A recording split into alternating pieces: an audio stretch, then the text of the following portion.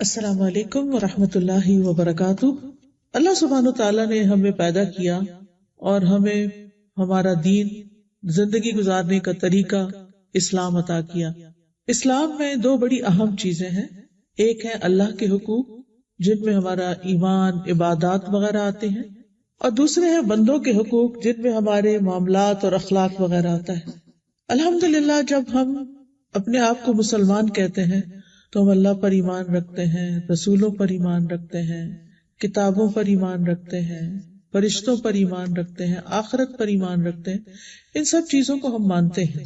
پھر اس کے بعد یہ کہ ہم یہ ضرور سمجھتے ہیں کہ ہمارے لیے نماز پڑھنا بھی ضروری ہے، رمضان آتا ہے تو ایک ہلچل مچ جاتی ہے، روزے رکھتے ہیں، زکوٰۃ بھی دیتے ہیں، کیونکہ ہمیں معلوم ہے کہ اگر زکوٰۃ نہ دی تو بہت کبیرہ گناہ ہوگا اور بہت سخت پکڑ ہوگی۔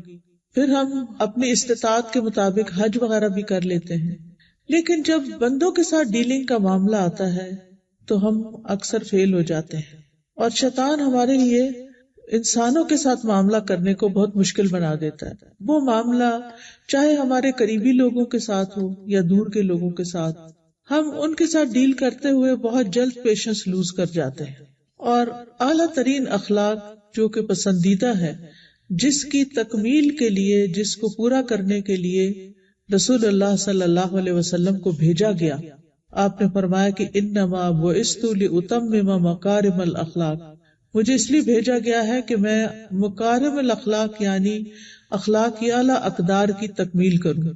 اور پھر آپ خود بھی بہترین اخلاق کے مرتبے پر فائز تھے، جس کی گواہی قرآن مجید نے دی، انک لعلی خلق عظیم، کہ آپ اخلاق کی بلندیوں پر فائز ہیں۔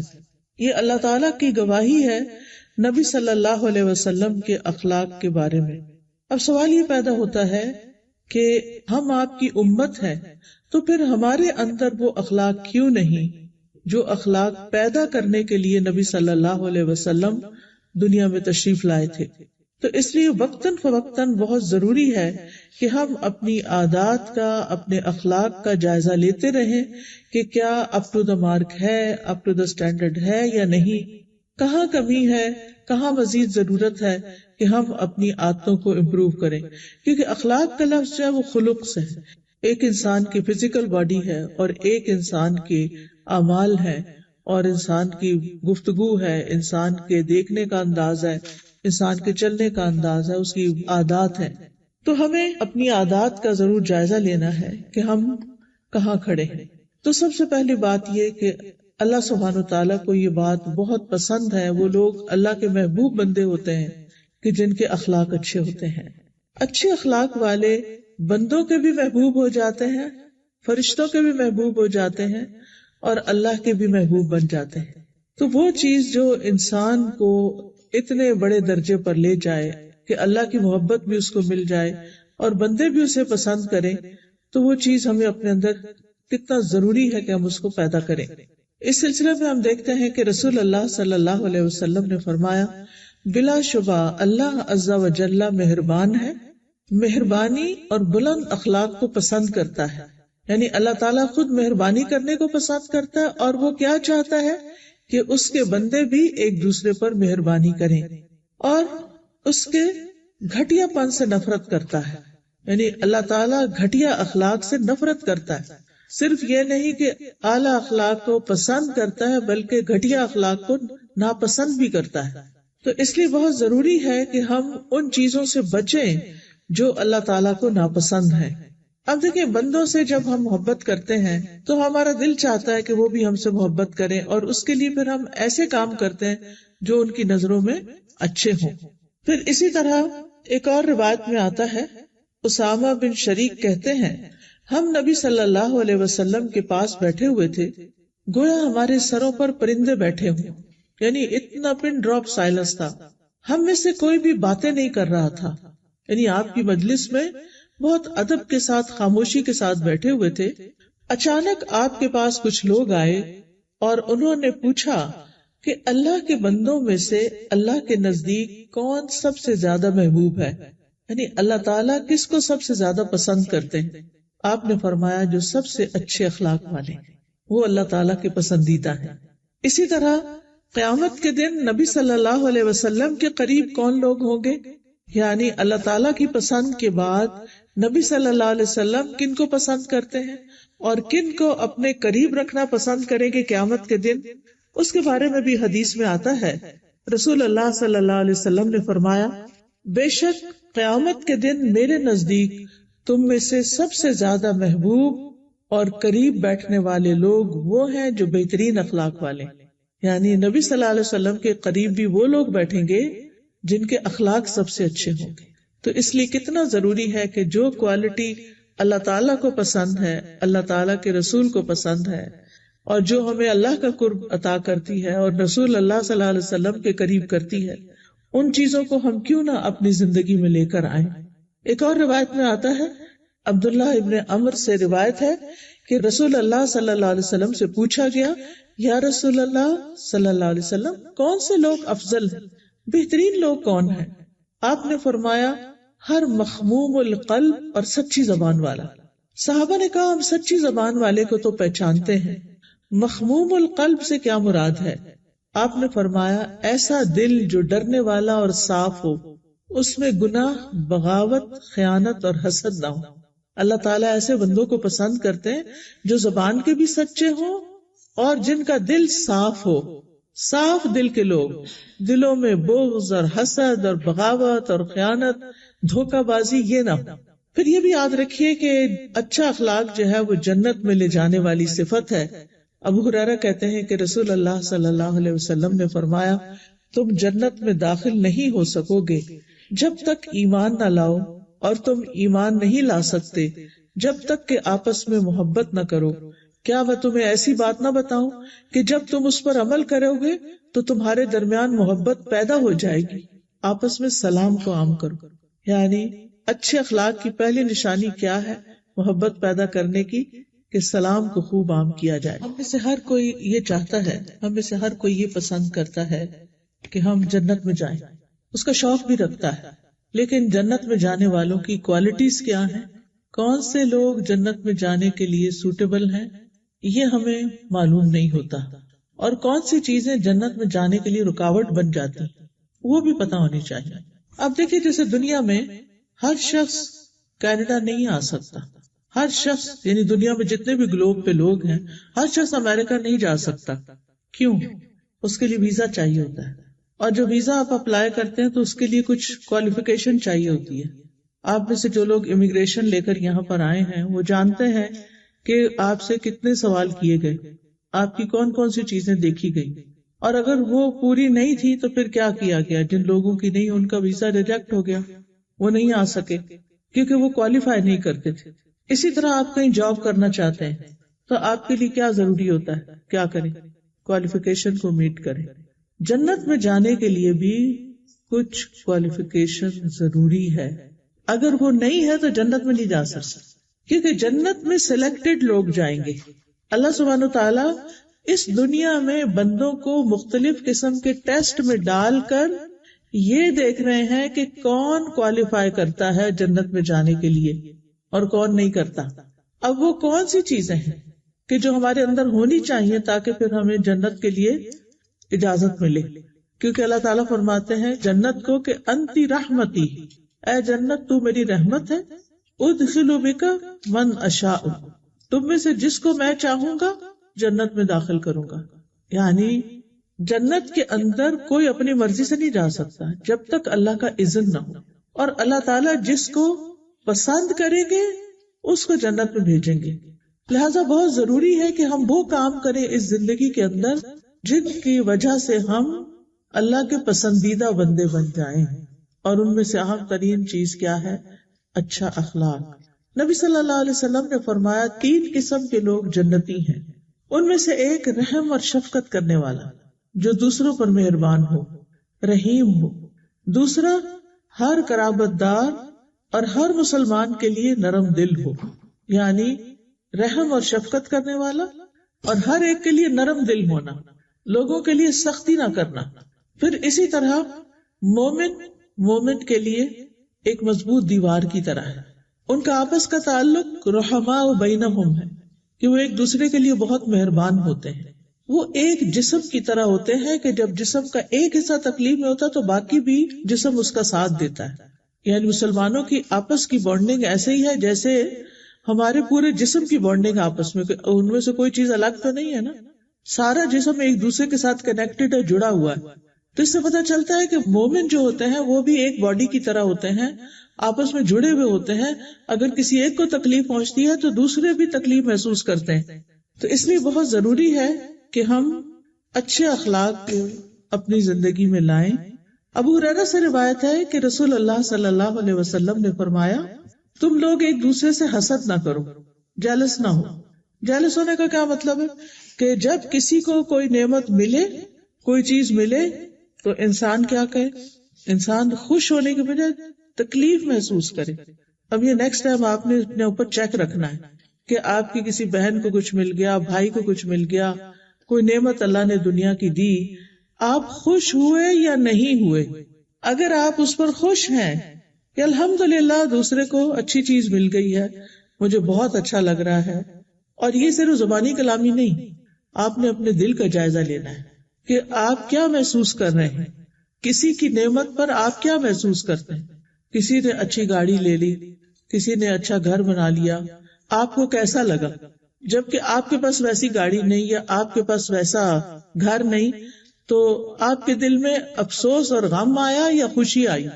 اگر آپ کے دل میں تکلیف ہو رہی ہے کہ اس کو کیوں مل گیا ہے، اور پھر مزید تمنا یہ کہ چلا جائے اس سے، کسی طرح کسی مصیبت میں پھنس جائیے، تو یاد رکھیے یہ جنت میں جانے والوں کی خوبی نہیں ہوتی. تو آپ نے فرمایا کہ ایک دوسرے سے حسد نہ کرو، نہ ہی ایک دوسرے کے خلاف ریٹ بڑھاؤ. جسے وہ آکشن ہوتی ہے نا کہ ایک کہتا ہے میں اتنے کا لوں گا، دوسرا کہتا ہے میں اتنے کا لوں گا، اور وہ اس کا سودا توڑا دیتا ہے. فرمایا نہ ہی ایک دوسرے سے بغض رکھو، نفرتیں دل میں پال کے نہ رکھو، نہ ہی ایک دوسرے سے منہ موڑو. اور تم میں سے کوئی کسی کی بیع پر بیع نہ کرے. نہیں، کسی نے کوئی سودا کر لیا ہے، مثلا کوئی کسی شاپ میں کھڑا ہے اور اس نے کوئی چیز خریدی ہے، تو ادھر سے آپ پہنچ گئے، آپ کہتے کتنے کی لیا؟ اتنے کی. اچھا چلو میں اتنے دیتا ہوں، مجھے دے دو. یہ نہیں ہونا چاہیے. اسی طرح اگر کسی نے کہیں رشتے کی بات ڈالی اور آپ کو پتا ہے کہ رشتے کی بات چل رہی ہے، تو بیچ میں انٹرفیئر کر کے اپنا رشتہ نہ ڈال دیں، پہلے وہاں ہاں یا نہ ہونے دیں. فرمایا اور اے اللہ کے بندو، بھائی بھائی بن جاؤ. مسلمان مسلمان کا بھائی ہے، وہ نہ اس پر ظلم کرتا ہے اور نہ اسے ذلیل کرتا ہے، اور نہ اس سے جھوٹ بولتا ہے، اور نہ ہی اسے حقیر سمجھتا ہے. کیا کیا نہیں کرنا؟ کسی پر کیا نہیں کرنا؟ ظلم نہیں کرنا، شاباش. کسی کو ذلیل نہیں کرنا، ویری گڈ. کسی سے جھوٹ نہیں بولنا، کسی کو حقیر نہیں سمجھنا. یہ باتیں یاد رہنی چاہیے، ٹھیک ہے؟ اسی لیے میں دوبارہ دہرا رہی ہوں کہ آپ کو یاد ہو جائے. کسی کے ساتھ ظلم و زیادتی نہیں کرنی، کسی کو ذلیل نہیں کرنا، بے عزت نہیں کرنا، کسی سے جھوٹ نہیں بولنا، کسی کو حقیر نہیں سمجھنا. آپ صلی اللہ علیہ وسلم نے اپنے سینے پر اشارہ کرتے ہوئے فرمایا 3 مرتبہ، تقوی یہاں ہے، تقوی یہاں ہے، تقوی یہاں ہے. کسی آدمی کے برا ہونے کے لیے یہی کافی ہے کہ وہ اپنے مسلمان بھائی کو حقیر سمجھے. کسی انسان کے برا ہونے کے لیے یہی کافی ہے کہ وہ دل میں کسی اور کو اپنے سے چھوٹا سمجھے، کسی سے بے وقوف ہے، اس کو تو کچھ عقل نہیں، اور یعنی برے برے خیالات اس کے بارے میں رکھے. پھر فرمایا ایک مسلمان دوسرے مسلمان پر پورا پورا حرام ہے، اس کا خون، اس کا مال اور اس کی عزت و آبرو. یہ 3 چیزیں حرام ہیں، مال، خون اور عزت و آبرو. تو بعض اوقات لوگ کسی کو قتل تو نہیں کرتے، خون حرام ہے، چوری بھی نہیں اس کی کرتے، لیکن اس کی بے عزتی بہت کر دیتے ہیں، اور یہ بہت عام ہوتا ہے. اور ہم سمجھتے ہیں کہ شاید یہ گھر سے باہر کرنے کا کوئی کام ہے. گھر کے اندر اپنے بچوں کی بے عزتی کرتے رہنا، شوہر کی بے عزتی کر دینا، کوئی مہمان آیا اس کی بے عزتی کر دینا، چھوٹی چھوٹی باتوں پر بہت سی باتیں سنانا، یہ کسی مسلمان کے شایان شان نہیں، کسی دین پڑھنے پڑھانے والے کے شایان شان نہیں. آپ کسی سے بھی اختلاف کر سکتے ہیں لیکن ڈس ریسپیکٹفل نہیں ہونا. یعنی یہ نہیں ہو سکتا کہ ہر بات آپ کی دوسرے کے موافق اور دوسرے کی آپ کے موافق ہو. بہت دفعہ ایسے ہوتا ہے اور ہم آزمائے بھی جاتے ہیں.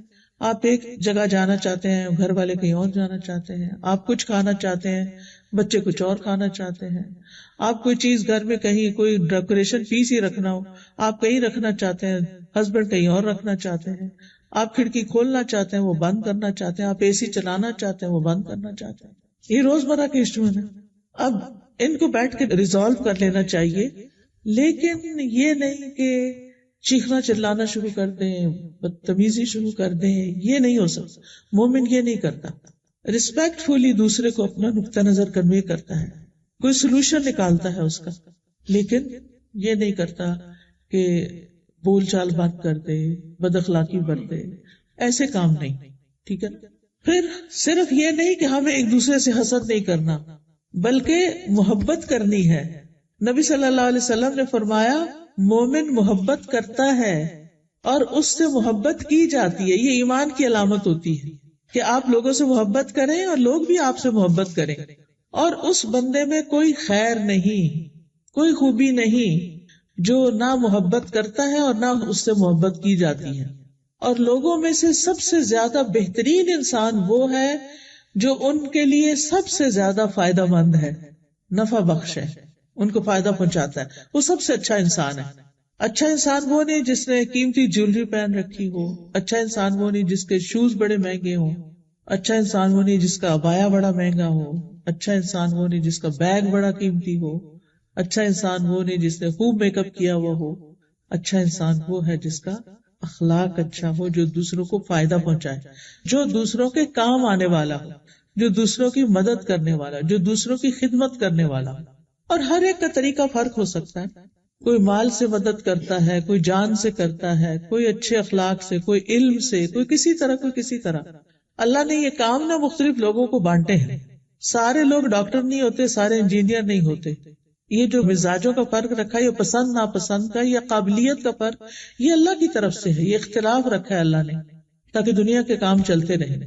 اگر سارے لوگوں کی پسند ایک ہی ہو جاتی تو مارکیٹ سے سارے ایپل ختم ہو جاتے ہیں، کیونکہ سارے لوگ پھر صرف ایپل ہی کھانے لگتے.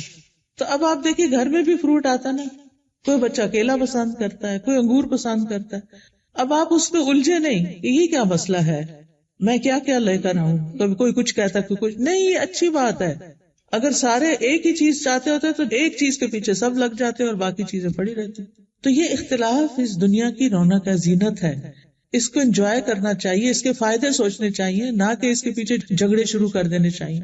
یہ ختم کیسے ہو سکتا ہے؟ جب ہم دوسرے کے بارے میں اچھا گمان رکھیں گے، دوسرے کے بارے میں ہماری تھنکنگ پازیٹو ہوگی. کیونکہ جب ہم دوسرے کی وجہ تلاش کریں گے، اس کی حکمت تلاش کریں گے، تو پھر کیا ہوگا؟ پھر معاملہ کسی اور طرح اس سے کریں گے. صحابہ جو تھے، بعض اوقات اگر کوئی ایک کسی کے بارے میں کوئی شکایت کرتا، دوسرا کہتا نہیں ہم نے اس میں بہت بھلائی دیکھی ہے، فوراً دفاع کرتے تھے. تو یہ بھی ہمارے فرائض میں سے ہے. تو یہ اچھے اخلاق کی کچھ علامتیں میں نے آپ کے سامنے رکھی. جہاں اچھے اخلاق کی کچھ علامات میں نے آپ کو بتائی، وہاں برے اخلاق کی کچھ نشانیاں بتا دیتی ہوں کہ وہ ہمیں اپنے اندر سے نکالنی ہوگی. اللہ کے جو بدترین بندے ہوتے ہیں ان کے اندر کیا صفات ہوتی ہیں؟ عبد الرحمن بن غنم نبی صلی اللہ علیہ وسلم سے روایت کرتے ہیں کہ اللہ کے بہترین بندے وہ لوگ ہوتے ہیں جب انہیں دیکھا جائے تو اللہ یاد آ جائے، اور اللہ کے بدترین بندے وہ ہوتے ہیں جو چغل خوری کرتے ہیں. چغل خوری کیا ہوتے ہیں؟ ادھر کی بات ادھر لگا دی. کہیں آپ گئے ہیں اور آپ نے کسی کو دیکھا کچھ کرتے ہوئے تو جا کے اس کے فرینڈ کو بتا دیا، تو پتہ فلاں تمہارے بارے میں کیا کر رہا تھا، یا فلاں جگہ کیا کر رہا تھا، جس سے اس کا دل برا ہوا اور ان کے درمیان اختلاف ہو گیا. ایک ہوتی ہے بیک بائٹنگ، صرف برائی کرنا، اور ایک ہوتی ہے اس نیت سے برائی کرنا کہ آپس میں ایک دوسرے سے کیا کرے، کٹ آف ہو جائے. فرمایا اللہ کے بدترین بندے وہ ہوتے ہیں جو چغل خوری کرتے ہیں، محبت کرنے والوں کے درمیان تفریق پیدا کر دیتے ہیں. یعنی جو لوگ آپس میں محبت کرتے ہیں ان کے درمیان جدائی ڈال دیتے ہیں، ان کو لڑا دیتے ہیں. یعنی بیسیکلی دوسروں کو لڑانے والے. چاہے تو یہ کوئی لڑکی اپنے ہسبینڈ اور اس کی مدر کے بیچ میں لڑائی ڈالے، یا کوئی مدر اپنے بیٹے اور بہو کے بیچ میں لڑائی ڈالے، یا کوئی بھی انسان دو لوگوں کے بیچ میں پھوٹ ڈلوائے، لڑائی کروائے اور ایک دوسرے سے نفرت کروائے، تو یہ سب اس میں شامل ہو جاتے ہیں. یہ لوگ بدترین لوگ ہیں. رسول اللہ صلی اللہ علیہ وسلم نے فرمایا مومن بھولا بھالا ہوتا ہے، انوسنٹ ہوتا ہے، اور فراخ دل، کھلے دل والا ہوتا ہے. اور فاجر یعنی نافرمان جو ہے چلاک اور دل میں بغض رکھنے والا ہوتا ہے. یعنی اوپر سے بڑی بڑی باتیں کرتا ہے مگر اندر سے بڑی نفرت رکھتا ہے۔ حارثہ بن وہب کہتے ہیں میں نے رسول اللہ صلی اللہ علیہ وسلم کو فرماتے ہوئے سنا، کیا میں تمہیں اہل جنت کے متعلق نہ بتاؤں؟ ہر وہ آدمی جو کمزور ہو اسے دبا دیا جاتا ہو، لیکن اگر وہ اللہ کے نام کی قسم کھا لے تو اللہ اس کی قسم کو پورا کر دے۔ پھر فرمایا کیا تمہیں میں اہل جہنم کے بارے میں بتاؤں؟ ہر وہ بد اخلاق آدمی جو کینہ پرور اور متکبر ہو، یعنی دلوں میں کینہ رکھتا ہے، نفرت پالے رکھتا ہے اور دوسروں کے مقابلے میں اپنے آپ کو بڑی چیز سمجھتا ہے۔ تو یہ صفت ہے کس کی؟ جہنم میں جانے والے کی۔ اس کی وجہ کیا ہے کہ بد اخلاق آدمی جہنم میں کیوں جائے گا؟ کیونکہ اگر اس کو جنت میں لے جائیں تو پھر کیا کرے گا؟ جنت کا حال کیا کرے گا؟ وہاں بھی وہ تان و تشنیع، چوٹیں لگانا اور برے برے القاب دینا، برے برے نام رکھنا اور ہر ایک پہ تنقید کرنا اور ہر ایک کی برائیاں ڈھونڈ لینا، کچھ نہ کچھ بس، تو وہ تو جنت کا ماحول خراب کر دے گا۔ اس لیے جنت میں جانے سے پہلے اپنے اخلاق کو اچھا کرنا بہت ضروری ہے۔ یہ بہت بیسک کوالیفیکیشن ہے جنت میں جانے کے لیے۔ رسول اللہ صلی اللہ علیہ وسلم نے فرمایا بدگمانی سے دور رہو، کیونکہ بدگمانی سب سے زیادہ جھوٹی بات ہے، یعنی دوسروں کے بارے میں نیگیٹو تھنکنگ چھوڑ دو۔ دوسروں کے ظاہری عیب نہ تلاش کرو اور نہ ہی باطنی چھپے ہوئے عیب ڈھونڈو۔ یعنی کسی کی بہت obvious خراب عادت ہے تو یہ نہیں کہ اس کو پکڑ کے پھر اوروں سے ڈسکس کرنا شروع کر دو، اور نہ ہی ان کی چھپی ہوئی چیزیں ڈھونڈو۔ پھر فرمایا مال و دولت میں ایک دوسرے کے ساتھ مقابلہ نہ کرو، جو کہ عام طور پر عادت ہے۔ اندر ہی اندر ہم کیلکولیشنز کرتے رہتے ہیں، میرے پاس یہ ہے، اس کے پاس یہ نہیں، فلاں فلاں۔ ایک دوسرے سے حسد نہ کرو، آپس میں بغض نہ رکھو، ایک دوسرے سے منہ نہ موڑو، روگردانی نہ کرو کہ کوئی سامنے آیا تو اس کو دیکھ کے پھر منہ ادھر کر لیا، نہ مسکراہٹ، نہ سلام، نہ کوئی ویلکم، کچھ بھی نہیں۔ یہ نہیں ہونا چاہیے۔ اور اللہ کے ایسے بندے بن کر رہو جو آپس میں بھائی بھائی ہیں، یعنی بھائیوں کی طرح ایک دوسرے کے ساتھ مومنوں کا رشتہ ہونا چاہیے۔ نبی صلی اللہ علیہ وسلم نے فرمایا پیر اور جمعرات کے دن، منڈے اینڈ تھرسڈے کے دن جنت کے دروازوں کو کھول دیا جاتا ہے اور ہر اس بندے کی مغفرت کر دی جاتی ہے جو اللہ کے ساتھ کسی کو شریک نہ ٹھہرائے، سوائے اس آدمی کے جو اپنے بھائی کے ساتھ کینہ رکھتا ہے۔ اور کہا جاتا ہے کہ ان دونوں کی طرف دیکھتے رہو یہاں تک کہ یہ صلح کر لیں، اور ان دونوں کی طرف دیکھتے رہو یہاں تک کہ یہ صلح کر لیں، اور ان دونوں کی طرف دیکھتے رہو یہاں تک کہ صلح کر لیں۔ یعنی بار بار چیک کرو کہ آپس میں ٹھیک ہوئے ہیں یا نہیں۔ ٹھیک ہے، بعض اوقات ایک دوسرے کے کسی حرکت پہ شدید غصہ آ جاتا ہے اور وقتی طور پر ہم اس سے بولنا بند کر دیتے ہیں، لیکن یہ فار لائف ٹائم نہیں ہونا چاہیے۔ اس کو جلد از جلد ریزالو ہو جانا چاہیے، دوسرے کو معاف کر دینا چاہیے۔ پھر اسی طرح آپس کے تعلقات کو ختم نہیں کر دینا چاہیے چھوٹی چھوٹی باتوں پہ ناراض ہو کے۔ نبی صلی اللہ علیہ وسلم نے فرمایا تم ایک دوسرے سے قطع تعلق نہ کرو اور نہ ہی ایک دوسرے سے منہ موڑو، نہ کسی کے عیب تلاش کرو، نہ کوئی کسی کے سودے پہ سودا کرے، اور اللہ کے بندو بھائی بھائی بن جاؤ۔ دوسروں کے عیب ڈھونڈنا، دوسروں کی غلطیاں تلاش کرنا اور ان کے پیچھے پڑ جانا، آپ نے فرمایا اے ان لوگوں کی جماعت جو صرف زبان سے ایمان لائے ہو، یعنی زبانی مسلمان کہتے ہو اپنے آپ کو، حالانکہ ان کے دلوں میں ایمان داخل نہیں ہوا، مسلمانوں کی غیبت نہ کرو اور ان کے عیبوں کے پیچھے نہ پڑو، اس لیے کہ جو ان کے عیبوں کے پیچھے پڑے گا اللہ اس کے عیب کے پیچھے پڑے گا، اور اللہ جس کے عیب کے پیچھے پڑے گا اسے اسی کے گھر میں ذلیل و رسوا کر دے گا، پھر اس کی ذلت ہو کر رہے گی۔ کتنی بڑی بات ہے کہ آپ دوسروں کا نام بدنام کریں گے تو آپ کی اپنی بدنامی شروع ہو جائے گی۔ پھر اسی طرح نبی صلی اللہ علیہ وسلم نے حضرت معاذ بن جبل اور ابو موسیٰ اشعری کو یمن بھیجا تو آپ نے فرمایا لوگوں کے لیے آسانی پیدا کرنا، انہیں سختیوں میں مبتلا نہ کرنا، ان کو خوش رکھنا، نفرت نہ دلانا، تم دونوں آپس میں اتفاق رکھنا، اختلاف پیدا نہ کرنا۔ یہ دونوں صحابی تھے، ایک علاقے میں بھیجے گئے وہاں کی گورننس کے لیے، لیکن ان کو نبی صلی اللہ علیہ وسلم نے جو تعلیم دی، جو تلقین کی، وہ کیا تھی کہ لوگوں کے لیے آسانی پیدا کرنا، ان کو مشقت میں نہیں ڈالا، تکلیف میں نہیں ڈالنا۔ بعض لیڈرز ایسے ہوتے ہیں کہ جو سمجھتے ہیں کہ ہم بہت ڈسپلنڈ ہیں، لیکن ڈسپلن کے نام پر لوگوں کی زندگی حرام کر دیتے ہیں، تو اس سے بھی بچنے کی ضرورت ہے۔ اور پھر یہ کہ لوگ جو اکٹھے مل کر کام کر رہے ہوں وہ آپس میں اختلاف نہ کریں، یعنی ایک دوسرے سے اگر رائے مختلف ہو بھی گئی ہے لیکن ایک دوسرے کے پیچھے نہ پڑ جائیں، آپس میں اتفاق اور پیار محبت سے آگے بڑھیں۔ پھر اسی طرح دوسرے کے ساتھ دشمنی نہ رکھے، دوسرے کی عزت پامال نہ کرے. پھر اسی طرح کسی کی برائی کو یاد نہ رکھیں، کسی کی برائی یاد نہ رکھیں. اس کے برعکس کیا یاد رکھیں؟ اچھی باتیں اس کی، تو ایمان کی علامت ہے. احنف بن قیس کہتے ہیں میں نے کبھی اس شخص کو کسی کی برائی سے یاد نہیں کیا جو میرے پاس سے اٹھ کے گیا ہوں. سبحان اللہ. یعنی ہمارے یہاں تو یہ ہوتا ہے نا کہ اگر کوئی مہمان آیا ہے اور جب وہ گھر سے نکلا ہے تو شروع ہو جاتے ہیں کہ دیکھو اس نے فلاں چیز خراب کر دی، اس کو بیٹھنا نہیں آیا، اس کو کھانا نہیں آیا، اس کو فلاں کر دیا، فلاں کر، میں بہت تھک گیا. یہ ساری باتیں نہیں کرنی چاہیے، بلکہ اس وقت اللہ کا شکر ادا کرنا چاہیے کہ آپ اس قابل ہوئے کہ آپ نے ان کو بلایا اور آپ نے ان کی خدمت کی. یہ بھی اللہ کی توفیق سے ہی ہوتا ہے. پھر اپنے دل کو مسلمانوں کے لیے صاف رکھنا چاہیے. زید بن اسلم کہتے ہیں کہ وہ ابو دجانہ کے پاس گئے جبکہ وہ بیمار تھے اور ان کا چہرہ خوشی سے چمک رہا تھا. ان سے کہا گیا کیا بات ہے کہ جس کی وجہ سے آپ کا چہرہ چمکتا ہے؟ تو انہوں نے کہا کوئی عمل ایسا نہیں جو میرے نزدیک ان دو چیزوں سے بڑھ کر قابل بھروسہ ہو. ایک یہ کہ میں ایسی چیز کے بارے میں گفتگو نہیں کرتا جس سے میرا تعلق نہ ہو، چاہے کوئی انسان ہو چاہے کوئی چیز ہو، یعنی ان چیزوں کے بارے میں بات نہیں کرتا جن سے میرا کوئی تعلق نہیں. دوسرا یہ کہ میرا دل مسلمانوں کے لیے پاک صاف سلامتی والا ہے، یعنی میں ان کے بارے میں برا نہیں سوچتا. یہ چیزیں ان کے چہرے پر بھی آ گئی اور ان کے چہرے کی چمک کا ذریعہ بن گئی.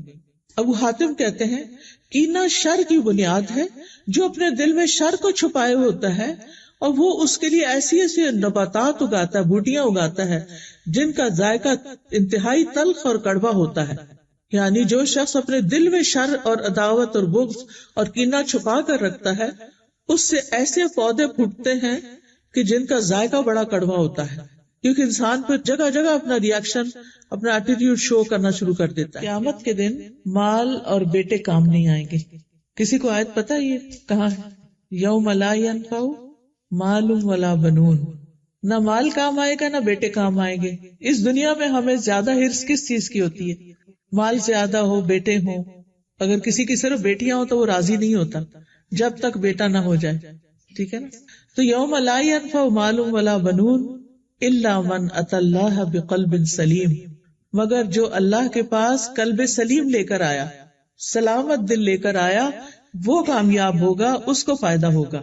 اب ہم ورک کرتے رہتے ہیں مال زیادہ کمانے پر، اولاد کی تربیت پر، لیکن ہم بھول جاتے ہیں اپنے آپ کو کہ ہمارے دل کا حال کیا ہے اور اس کی اصلاح کیسے ہو اور دل کو اچھا کیسے رکھا جائے. اب دیکھیں کہ جب دل اچھا ہوگا تو صرف دنیا میں فائدہ نہیں، آخرت میں بھی ہوگا. اور صرف آخرت کا فائدہ نہیں، دنیا میں بھی ہمارا دل پرسکون رہے گا. ایک ہمارے اندر کامنس ہوگی، ایک سکون ہوگا، ایک خوشی ہوگی، اطمینان ہوگا، کوئی انزائٹی نہیں، کوئی